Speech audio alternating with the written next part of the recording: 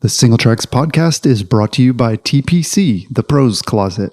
Spring is the perfect time to upgrade, and TPC has an industry-leading selection of new and certified pre-owned bikes, plus frames, wheels, and accessories. Each certified pre-owned bike is inspected, tested, and serviced, and every bike includes 30-day returns. Visit tpc.bike/singletracks and enter code singletracks40 to save $40 on every order over $200. That's the Pros Closet at tpc.bike/singletracks, and look for the link and coupon code in the show notes. Hey everybody, welcome to the Single Tracks podcast.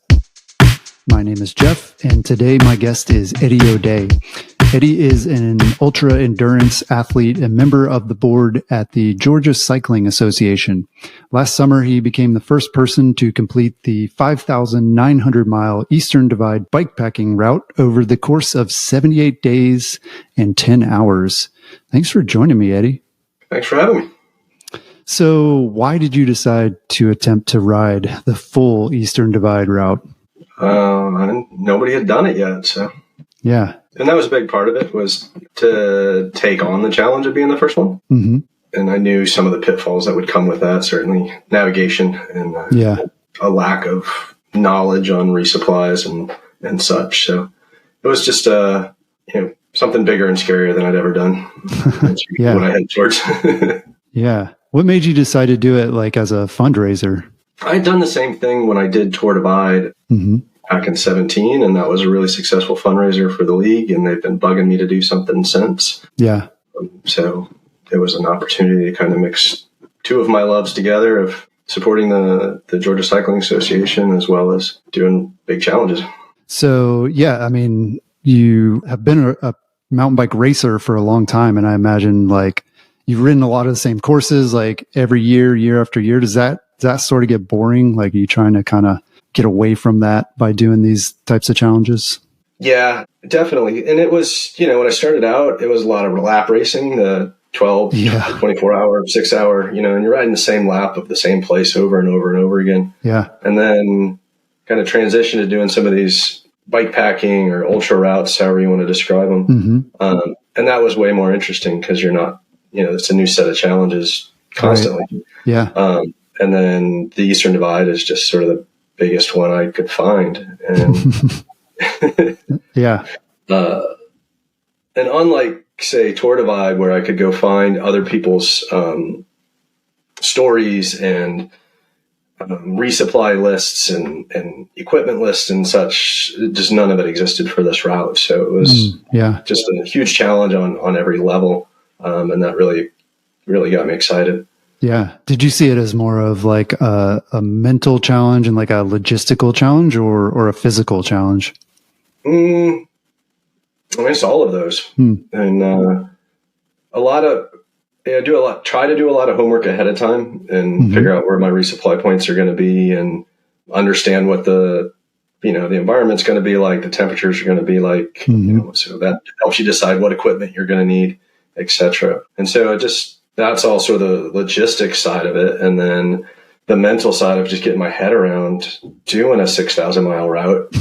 Yeah. Both the logistics and the physical and the mental. Yeah. And then the training for it certainly kept me motivated for a year and a half of preparing for it. Yeah. That's pretty crazy to think about. Like, I mean, are there people you could even talk to and say, like, how do I prepare for a 6,000 mile bike ride? I mean, I've read books, like there's a few people who have like ridden around the world and like, done those kinds of things. But yeah. Was there anybody that you like talked to? John Stamstead and I would texted, and he was kind of my first thought was like, okay, who do I know that's been the first to do something really big and dumb? And John certainly stands out because that's kind of his MO in life. And he didn't really give me a ton of insight that I hadn't totally thought of, but it just kind of reassured me that my brain was in the right place. Like, expect navigation issues. Yeah. Expect, you got to be mentally prepared for the unexpected things, and you can't let that derail you mentally. Yeah.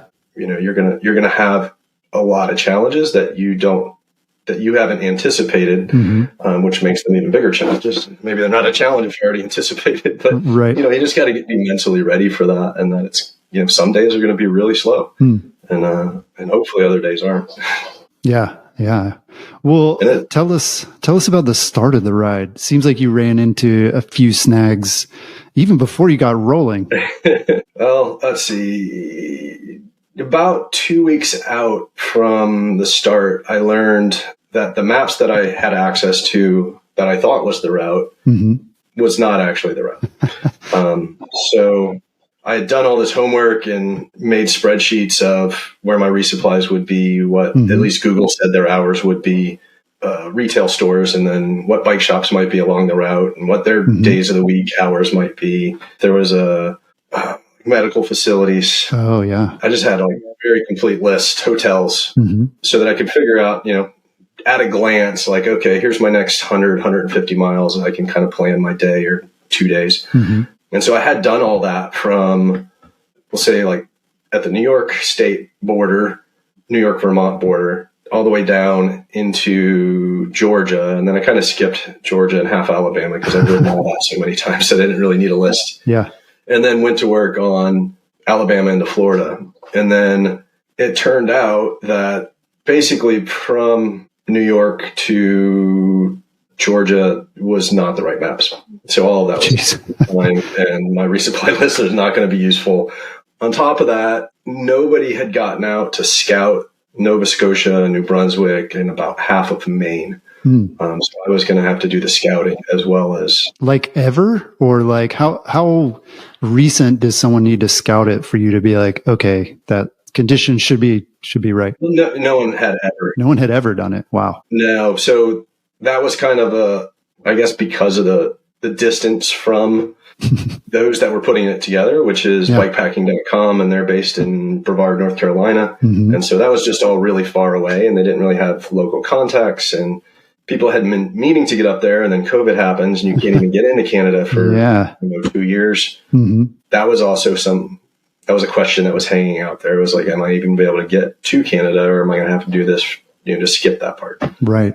Luckily it worked out. But, so I found out maybe a week before I left that, nobody was going to make it up there, and I'm going to just go into that blind. And that created a lot of navigational issues. Some of the roads just didn't exist. Some of it is snowmobile track, so it'd be passable 6 months out of the year because it's frozen, but the other 6 months, you're crossing a swamp or something. It's just, yeah. And so, I mean, how did they come up with that? Somebody just looked at a map and kind of, they're like, this looks like dirt roads, or Yeah, basically you're looking at, I don't know, maybe a combination of gravelmaps.com, some Google Maps, some maybe heat maps from Strava or Ride with GPS that'll give you an idea whether there is continuity to it for a certain chunk of it, but there's always going to be some question marks. And then just how rough is that road? They're trying to make this all dirt, and there's certainly massive differences in one person's dirt road versus another. Yeah. Yeah, I think I read officially it's supposed to be like 70% off-road or dirt roads. Does that seem about right? That feels about right. Yeah. Somewhere about that. It's hard to tell because like even when you put it out to Ride with GPS, it's questionable. There are percentages too. So, okay. But yeah, I would, for people looking at the route and wanting to go do any of it, I would plan on, about 70%. Okay. Distance wise, time wise, the pavement parts go way faster. Yeah. I bet. So among the whole route, like which sections were your favorites, and did you get to hang out in any like interesting towns or spots along the way? Oh yeah. I mean, I was really excited to get up and do the Canadian parts, just it's part of the world that I'd never ridden in. And there wasn't really any section except for maybe North Georgia that I wasn't really excited to go see and do. Not a diss on North Georgia. I love it. I've been riding there for decades now. And, but I've also been riding there for decades now, and I know what's out there. I know how hard it is. Yeah. And it wasn't going to be anything particularly new. So, all the rest of it was all pretty much new to me, which was great. And like I said, being someone that really likes being on a new trail, new road, having that every single day was really quite awesome. Yeah. And interesting town, all sorts of interesting towns.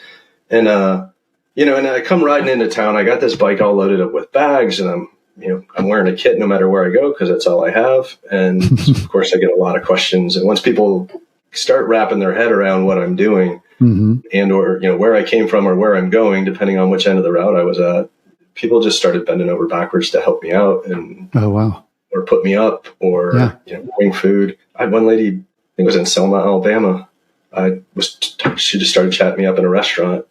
Finished my dinner, and it's maybe a 3 or 4 mile ride over to the hotel. I get to the hotel, and the lady I'm checking in with is like, "Oh, somebody dropped this off for you." I was like, "Oh," and it's just like a care package with trail mix, bars, and whatnot. It's just really just a really sweet thought of some random stranger that was like, "I'll help you out." Yeah, but yeah, I mean, so many good towns through the whole route. I got to stay with some friends in Vermont, and then again, family in New York that my parents came and met me, and then my uncle put me up for a night, and my uncle actually rode with me for about 70 miles. Oh, cool.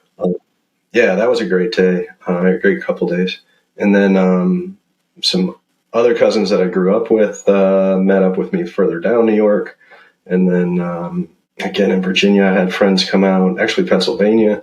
A lot of new to me friends now, people that I met along the way that I keep in touch with. Yeah. Stephen Peters in Sylacauga, he's opening up something that's kind of Mulberry Gap-like, like lodging right on the trails there in Sylacauga, which is pretty cool. Yeah, I mean, just all the way down through Florida. I've got friends in Florida, and that was always the best part was someone would come and ride with me for a little while because, 6,000 miles is a long time by yourself. And I would talk to trees if that probably happened a few times. Yeah. Well, yeah, I mean, it sounds like you weren't really lonely out there too much, or were there stretches where like you didn't see anybody for a long time? The day with my uncle was probably the longest anybody rode with me for the whole route. Okay. And so just being able to have conversation that's anything other than navigation or where do I find food was fantastic. But it was always short-lived. Usually about 20 miles or so was most people's wheelhouse logistically and time-wise. Yeah. So yeah, there was a lot of lonely parts. It's that was mentally probably one of the harder things to deal with. Is just you're just going to be alone for a while. Yeah. So yeah, you better live with that. Would you describe it as being bored at times too? I mean, like you're doing kind of the same thing. You're just like pedal. Yeah. No, not so much bored because there's just constant new stimulation, and there's not a lot of mental downtime in that you're always looking for water, food, and place to sleep. And that's, and figuring out how to get there and not missing turns, et cetera, trying to make life harder on yourself. And of course, one of the things, I don't know if it's an advantage or a disadvantage. I was thinking about this while I was doing it was like when Stamstead did Great Divide, and I should actually ask him, did you have music? And if you did, I mean, that was in like 99, I think it was. Like, so what do you have, cassettes, maybe a CD or 3? Like, you can't change the music that much, where I've got like streaming Pandora and 110 podcasts downloaded to my Spotify. Yeah. Except in Canada. So that was another logistical thing I had forgotten about is the Canadian telecom companies really don't like the American telecom companies for some reason.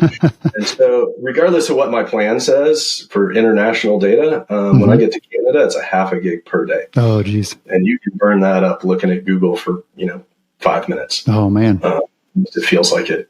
So it doesn't take much for that data to be gone. So I didn't have that much downloaded. Oh, and Pandora doesn't work up there at all. Oh, that's not cool. Licensing. Yeah, I know. And again, I've been to Canada several times. I should have known this and thought about it and planned for it. But with all the other things going on, I just didn't think of it until I took off. So if I had Wi-Fi, I could download some more things and such. But I had a lot of just time in my head. And that was probably close to 3 weeks. Oh, wow. That's where I started thinking about like, man, I mean, people were doing this 20 years ago without anything. This is how you had to do it. Yeah. It's such a great mental crutch to have streaming things. Yeah. I mean, I can't even imagine how people did bikepacking without GPS units. I mean, those aren't even connected to anything, but paper maps and a compass. Can't take it for granted. Which was an impossibility on this route to even have paper maps because nobody's published anything like that yet. Right. You're making a map. Yeah, exactly. So after riding the whole Eastern Divide start to finish, are there any big changes you would make to the route? Is there improvements you think that could be made, or things you'd like to see a little bit different? There is a lot of changes to what eventually got published for Nova Scotia in particular, and some probably smaller bits of New Brunswick, because I scouted them, and then Logan from bikepacking.com made a trip up there himself, and he found out just how hard and rugged it was, that I wasn't just complaining. Yeah. And the pictures were like surprising. Like, I mean, I didn't know what to imagine, but it wasn't what I imagined. Yeah, it was a lot chunkier and a lot wetter than I was expecting. There was some, especially through Nova Scotia, just these long stretch, like 100, 200 yard stretches of it's just flooded. And maybe you can get on the side of it and march for a bit on something that's kind of dry. Otherwise, you're just, picking up the bike and walking through it and riding through it. Yeah, it was a lot more rugged up there. And then the only other bits that I would change, if I found something that was either really confusing or just wasn't contiguous, I was letting Logan and Brett Davis is another one that worked on this a lot, letting them both know and making my own notes as I went, so I could relay this a second time of just where things weren't quite right. And those would get cleaned up, did get cleaned up. And then the only other thing I would change was it follows the Trans-North Georgia route pretty much, like 99% of the route. And I would pick some other options that were a bit easier. The Trans-North Georgia, by design, was really hard. It went out of its way to find really hard things. So it's not always enjoyable. And by itself, as the event and the route is fantastic, but incredibly rugged and just not the thing I wanted to be doing 3,500 miles into, a 6,000 mile bike pack. I actually cut off a couple of those sections because I know the roads and I could do it. Yeah. Yeah. You're like, I've seen this part. I don't need to do it again. Yeah, exactly. I've done this 5 times at that point. I didn't need to do. The only one you really couldn't get around is the Pinhoti Trail west of Dalton, where it gets real rocky over there. And there's no good dirt alternative to that. So I just stuck to the route on that one.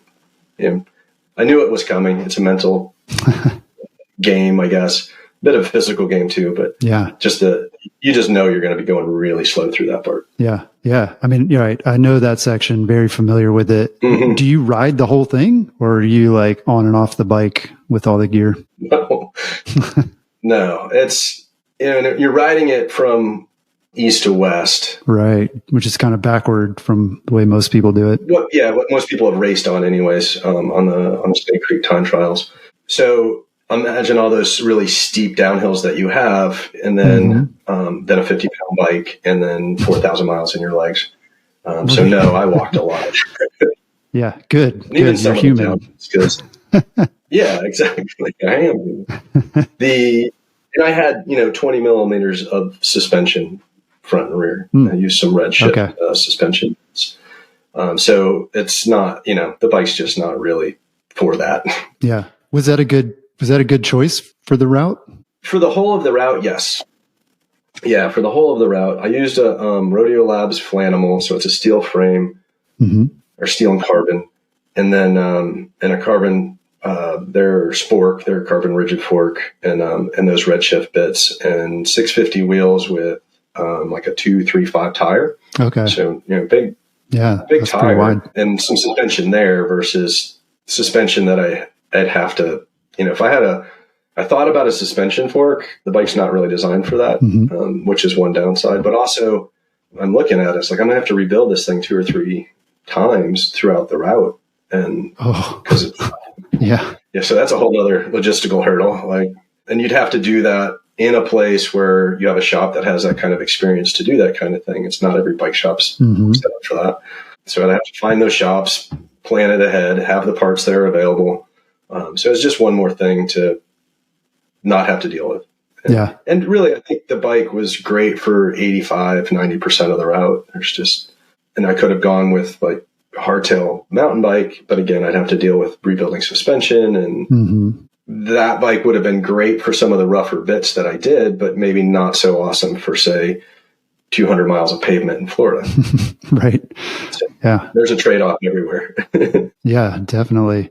What about your other gear? Did everything hold up pretty well? I imagine you were going through a lot of stuff too. Like, did you go through multiple sets of shoes and that kind of thing? I did. I went through 2 pairs of shoes. I had that planned ahead. I replaced them about 2,500 miles in. Oh. I probably should have replaced them again later on. But and as I was going into my planning and into the beginning of the ride, so that's, early 2022, bike parts were sparse.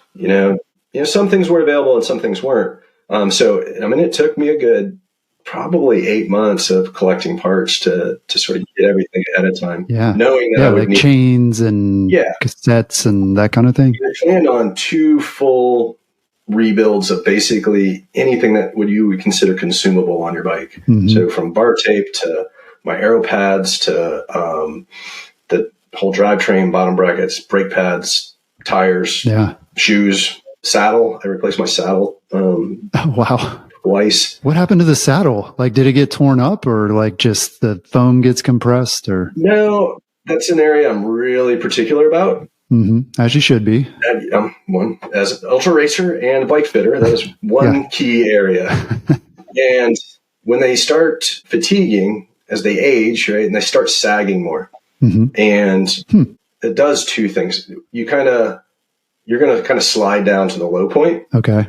And you get kind of stuck there and you lose mobility, and that's fatiguing by itself. And I don't need any extra fatiguing at all. Right. And then the other part is literally sliding down the saddle. And that starts causing saddle sores. And once you start getting saddle sores on a ride like that, I'm not taking off days unless I'm forced, and I'm not looking for reasons to make them. Right. And that's not something that heals. You can't just take like a day off. You'd have to take several days, I would imagine. Exactly. And the whole point in replacing the saddles was to avoid causing that in the first place. Yeah. So I had planned on that. And again, 2,500 miles in was one of these spots where I redid everything, and including I had another seat post with a saddle already on it. So in March, all I had to do is just pop it in the frame. And man, you're treating it like a triathlon or something, like real quick transition there. Boom, keep going. I am, again, very particular about my fit. That is what I do. Fitting is what I do professionally. So I am very particular about it. And I know the pitfalls that come with just ignoring little details like that. And so I planned all that ahead of time. I should have done it a second time. Instead, I ended up just buying a saddle off the shelf in Tallahassee, and it did okay. It probably held up for about 700 or 800 miles, but I had about 1,100 to go. So those last couple of days were pretty rough. Oh, geez. Wow. So you did the ride, as we said, as a fundraiser for the Georgia Cycling Association. Have you talked to any of the high school athletes about the ride at all? I'm curious to know what they think about it. Yeah, I had a kind of little forum at the last GCA event, which was end of October, beginning of November. I forget dates, but okay. And I had an audience of maybe 60 or 70 people, which was really cool. And then just kind of hung out afterwards and talked to some people one-on-one. And there was a lot of people who were following it very closely, and not just in GCA, but it was really cool to be able to speak to some of the folks from GCA who were just thought it was a really cool accomplishment, and I think opened their eyes a bit on just sort of expanding possibilities. Yeah. I was talking with Kenny Griffin, who runs GCA, president of the organization. And he would sit with his daughter every morning, and it was like a geography lesson. It's like, all right, let's that's cool. See where it is today and see where this part of the world is. And a lot of it was a geography lesson for me. I had no idea how far over there Newfoundland is. Right. It's 2.5 or 1.5 time zones from here. Oh, wow. They run in a half time zone there, or a half hour. Huh. Wow. Yeah, I know. It's like, that's okay. That's different. Wasn't expecting that. Yeah. I didn't know there were time zones, to the right of us here on the East Coast. So yeah. I mean, fun fact. And we think we're as far east as you can get, right? Because the Atlantic Ocean's just right over here. But yeah, it curves way over there to the east. I mean, a good bit of the route, I mean, the first maybe 2,700 miles it's really, you're kind of going southwest before it really just turns to the hard south. Interesting. Yeah. I mean, high school mountain biking, we think of that as being like relatively new. And I would think bikepacking for high schoolers, like that's like a next level. That's something that maybe a lot of them hadn't thought about before. Like, does that seem like something that the people that age are interested in? Or is that like, maybe when I'm grown up, I'll do that? No, actually, some of those kids are now young adults, I guess, they're into it, and they have been for a while. There was, I think, 13 or 14-year-old that's done TNGA, and that kid's probably 17, 18, 19 now. Yeah. So I know one of those kids. Yeah. That's, that's done it. And yeah. And, and one would be, just a one-off, and that kid's an anomaly, but it's not just one anymore. There's several kids. And I'm not going to be that fast anymore. I mean, these kids are coming up quick, and they're learning how to do this at 16, 17 years old. Yeah. I'm 47 now. I'm not getting any faster.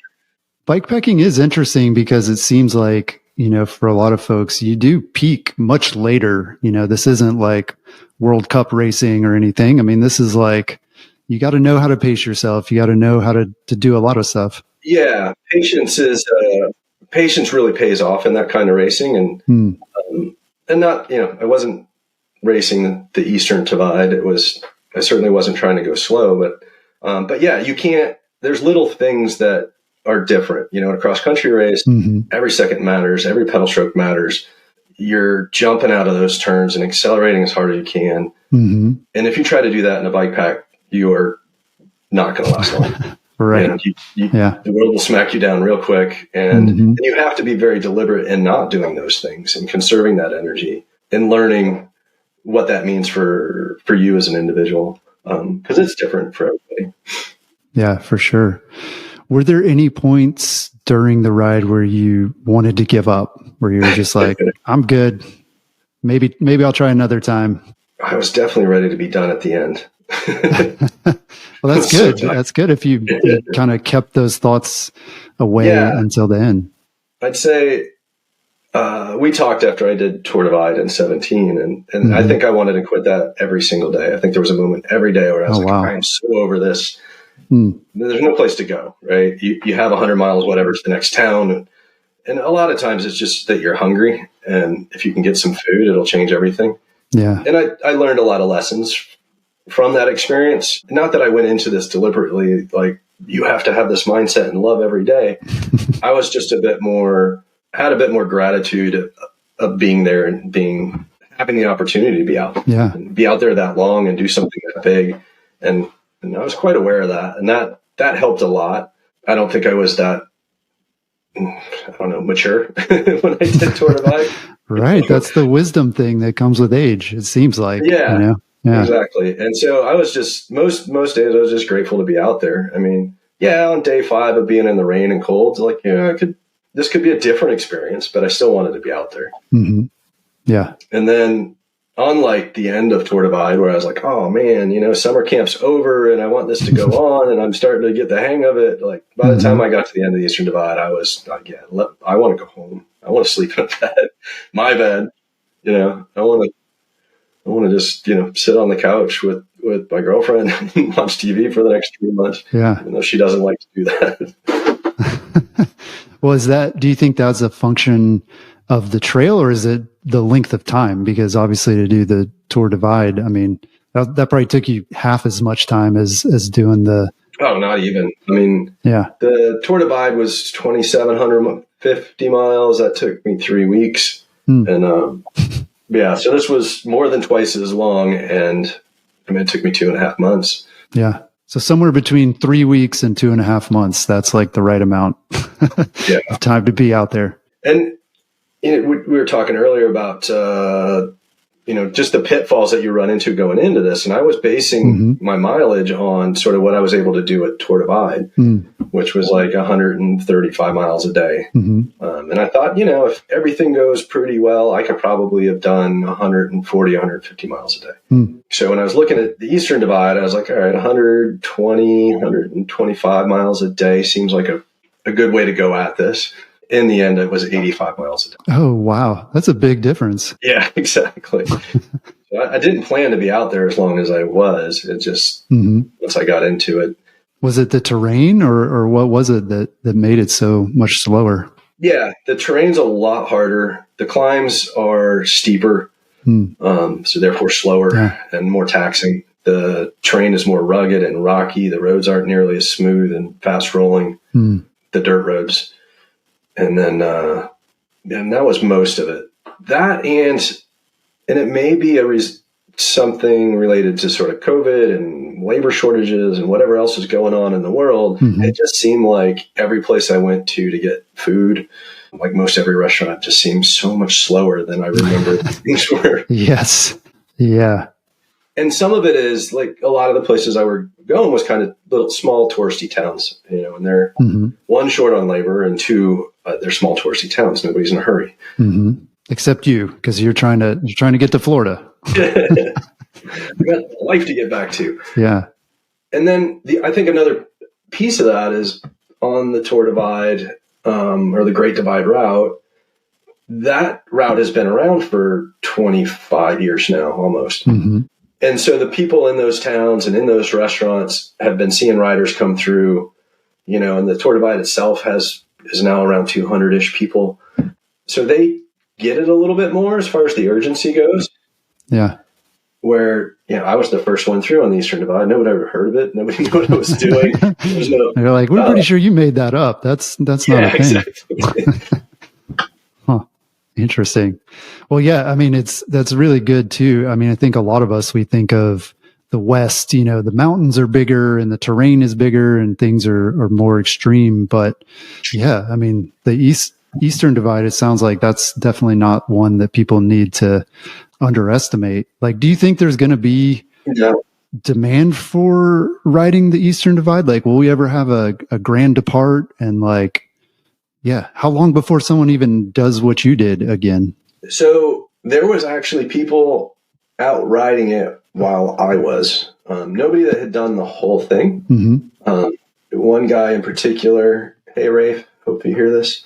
He had reached out to me via Instagram to get maps of the New England section because that hadn't been published yet. And he was wanting to ride from Maine down to Key West.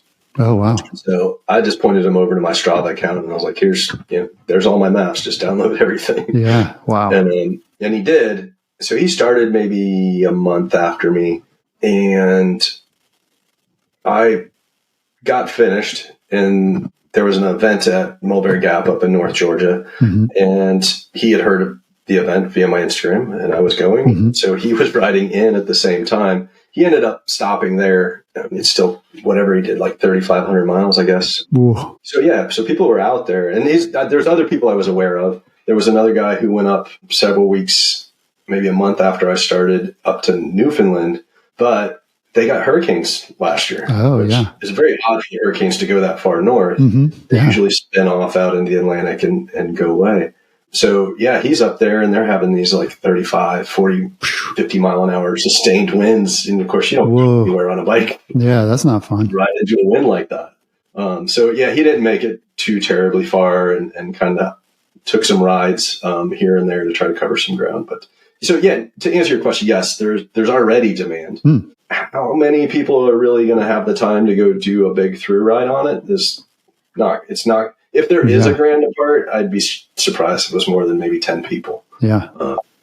I mean, it seems real tough to finish it, right? I mean, there's so many things like you're telling us, like in terms of the time commitment and just a lot of things have to go right to do the full route in one go. Correct. Yeah, absolutely. I mean, you get sick, you break a bone. All that's a possibility, but also look at like the Appalachian Trail and how many people through hike that every year. It's a lot of people. So it's not an undoable thing. I just think now that have set a benchmark on it, people have a better idea of what the time frame might be, then they can plan more realistically. Yeah. Well, for anybody listening too, though, Eddie did it in 78 days. So that means you need like 100 probably.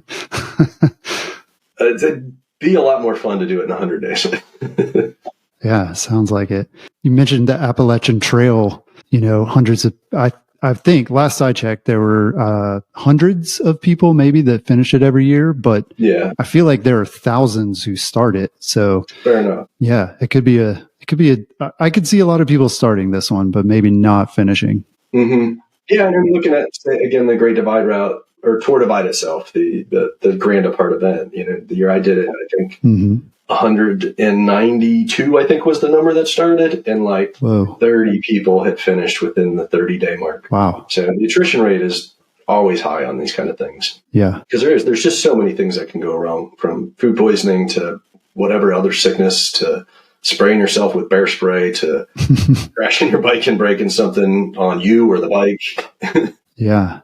And then all the pitfalls. Yeah. Well, you talked about how it sounds like you were basically just glad to be done at the finish. But now that it's been almost half a year or maybe more since the finish, do you look back and think about like, oh, that was a lot of fun. Like I might want to do parts of that again or something like that? Yeah. It's a lot of type 2 fun, right? It's fun when it's all over. Yeah. And yeah, it was so cool to just be out there day after day and getting to ride my bike all day. Mm-hmm. Life's fairly simple out there. You need water, you need food, and you need to sleep at some point. Yeah. There's really not much else to worry about, all the world's problems kind of go away and you live in this little bubble, which is, it's a nice break. I don't know that I want to live there all the time, but yeah, there's some nostalgia there for it. And I'd certainly go back and ride some sections of it again at some point. There's so many other things to go ride too. And again, I like new trails. Right. Yeah. Yeah. Well, it sounds like it's a pretty simple thing. And yeah, every day, all you're doing is riding and just kind of focusing on the goal for that day. Does it take long for you to get into that rhythm? Like, is it kind of almost immediate? Like within the first day or two, you're feeling like that, or does it take a little while? I can get into that pretty quick. Yeah. Okay. Yeah. It didn't take too long to sort of get into that mental mindset of, this is life now. And actually, you and I talked. I was in Newfoundland, and I had a couple of 0 days there because I couldn't get on a ferry to get off Newfoundland over to Nova Scotia, and that was it was a bit of a shock to the system to suddenly be chilling out in the house and not have anything to do. And then I was bored. Right, you're ready to get back on your bike. Yeah, that's surprising. Yeah, kind of chomping at the bit to get back to it, and then once I left there, I had one other 0 day. That was I had some gastrointestinal distress. That's like my worst fear. I feel like most people experience it at some point, and oh man, that's the worst pain. Yeah, you drinking filtered water and eating at maybe some questionable gas stations and restaurants. Right. Anything can happen. I have no idea what I picked up or where. Thankfully, the antibiotics they gave me knocked it out. Did you bring that ahead of time, or did you have to go to a doctor? No, I ended up at a hospital in Nova Scotia. And an urgent care would have done. It's just there wasn't anything else around for, maybe 50 miles. And I had no ride to get to anywhere anyways. Right. There's no shuttles or Uber. None of that existed there. Yeah. So I ended up at the hospital, and it was really great timing. I've been dealing with it for maybe 4 or 5 days, 4 days. And, I was severely dehydrated, and I go into the hospital. Oh, wow. And they get me in a little treatment room, and the lady's, just asking me questions about, what am I doing? And how did you get to be in this state? And so I'm kind of explaining that. She's like, well, feel like you're dehydrated? I was like, no, not really. I rode, 100 whatever, 10 miles yesterday. Or the day before, I got like 50 in the next day. And then I just got to a point where I was scared to leave civilization, basically scared to leave a toilet. Yeah. So I got a room, went to the hospital the next day. And so as she put in the IV in my arm, she blows through my vein, which is a good sign that you're very dehydrated. My veins are not hard to find. It's not already probably 10 pounds less than I started because of both the riding and all the other stuff. And then, so she pulls that one out. She pops the tourniquet off my arm, and that blood pressure change sent me over the edge. Oh no! And I started, and so my eyes are rolled back in my head. I'm, get the cold sweat. Basically, shock's hitting me, and it was a good place to be. I was in a hospital. So, wow! But I suddenly had like 4 or 5 people in the room with me helping me out instead of just one. Yeah. Wow. But they pumped 3 liters into me via IV, and I probably drank another liter on top of that while I was there, and I could still barely. Whoa. So I just went back to the same hotel again and drank several more liters. And with the antibiotics, I was able to actually have had dinner that night and then some snacks, and then I was able to get breakfast and keep it all down. And it's like, okay, back to it. Oh, man. You weren't worried at all or scared? Like, oh, what if this happens again? A little bit. But it was like 95 miles to get to the next even town. Like there was some crossroads, they were named places, but they didn't really have anything. So I was really I had to be committed to go, and it worked out, luckily. Yeah. And actually, even when I got to that town, every room in that town was taken, and it's a fairly big town. I think New Glasgow it was. And it's, they probably have a couple dozen hotels, but everything was full. Yeah. They had some events going on. It was a Saturday and everything's full. So I slept between 2 containers behind a pizza shop. Well, yeah, I imagine you had a tent with you. Did you, how many nights would you say you spent in the tent versus staying in hotels? Out of the 78 was 12, maybe 15. Okay. Most nights I'd aim for a room. I'd get better sleep, and the logistics worked out better because if there's hotels, there's food. Yeah, it was either hotels or friends or families' homes. Yeah. Well, one of the things you mentioned when you first started planning the trip was you thought that the ride would be about 5,000 miles, and then you found out it was like 5,900. And then I was just looking today, and on bikepacking.com it says 5,950. So is that like based off of your GPS? Like what did you end up clocking? I added mine up, and it came out to 6235. Oh man, another jump. And I think it was 425,000 feet of climbing. Wow. Yeah, so everything was way bigger than advertised. And is that distance the route itself, or is that include some of the? If you add an extra, say, 3 miles a day going off course to get food or go to the hotel or whatever, multiply that by 78, and you're at the difference right there. So it doesn't, it's just a little bit every day, and it adds up. Right. And there's no avoiding that, like a ride that long and that big, like you're going to have to go off course and stuff's going to happen. Yeah. There's some bits of the route. I guess if there would be anything that I would go back and change, is I would make the route go through towns more than it does. It tends to avoid towns in places, and you're going to need the resupplies. You have to go in there. So it's just like, make that the route instead of making me feel like I go up course. So you're guaranteed to have more mileage than whatever they advertise. Yeah, that makes sense too, because if my limited bikepacking experience, you load the route on your GPS and you're kind of just following that line. And so if you want to figure out like, oh, there's a town over here, you got to do a lot of that legwork yourself ahead of time. Like it's not always easy to figure that out. So it makes sense if the route itself would kind of just go to those places. Yeah. And that played in a lot to my not having a solid resupply list and knowing where I needed to deviate off the course to go to these places. And I don't ride well when I don't know those things. I tend to ride super conservative, where if I know it's going to be 45 miles to the next resupply, and I've got to go this half a mile off route at this point, and I already know that ahead of time, then I'll ride way faster. If I don't know, then I'm going to be very conservative, and I'm always pulling out the phone trying to figure out where the next thing is. Yeah.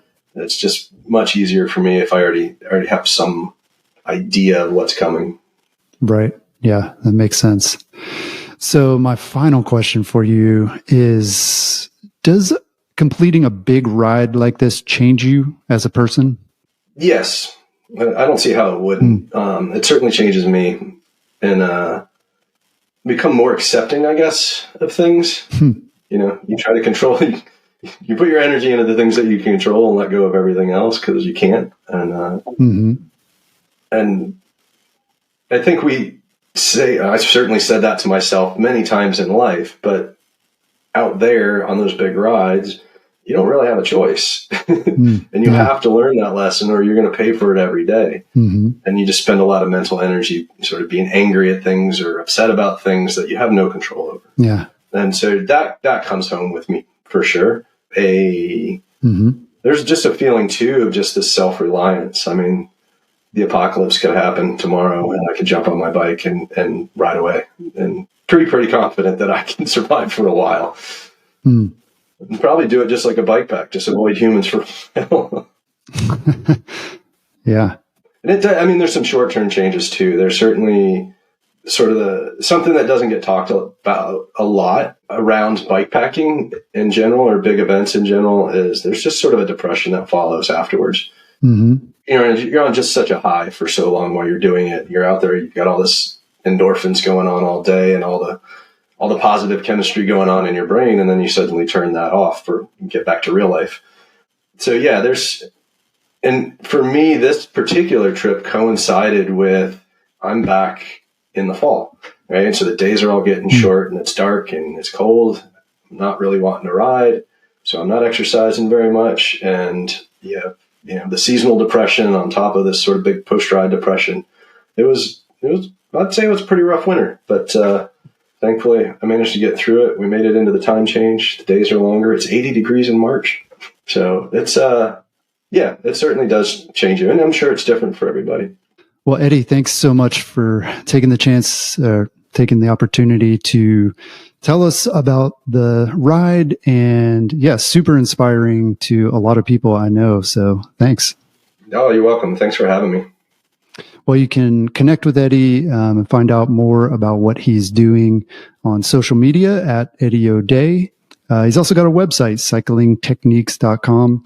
And finally, the fundraiser for the Georgia Cycling Association is still active. So for those who are following along and feel moved to donate to the fundraiser, we'll have a link for that in the show notes. That's all we've got this week. We'll talk to you again next week.